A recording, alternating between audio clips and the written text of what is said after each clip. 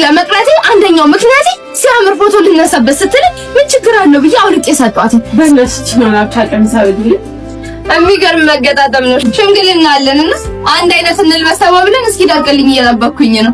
ብዙ አቆይኝ እኮ 30 ደቂቃ ብቻ ነው። መቼስ እንትዬ ከሌሎቹ ተለይተሽ ለመሻት ማለት ወይኔ እዩ ደሚው ላበሻ ቀሚስ አለሻል። ምን ችግር አለ? ችግር አለው። ችግር ስላለ ችግር አለው። ሲጀመር ችግር የሚመጣው ምን ችግር አለው የሚለው ቃል ሲመጣ ነው። ምን ችግር አለው እያልኩኝ የገባሁበትን ችግር ልንገርሽ።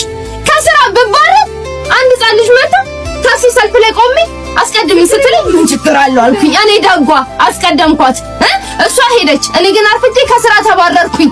ምናልባትም የዛን ቀን ባላስቀድማት ኖሮ ከስራ ላልባረር እችል ነበር።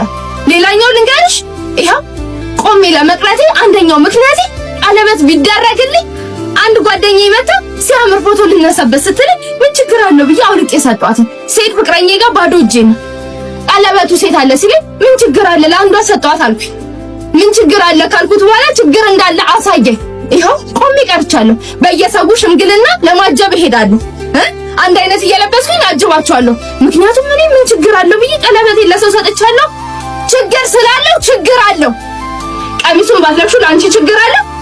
የለውም። ችግር የለውም አይደለ? ለኔ ግን ችግር አለው። እሺ አልሰጥሽም። የኔ ነው ለብሳለሁ። ችግር አለው።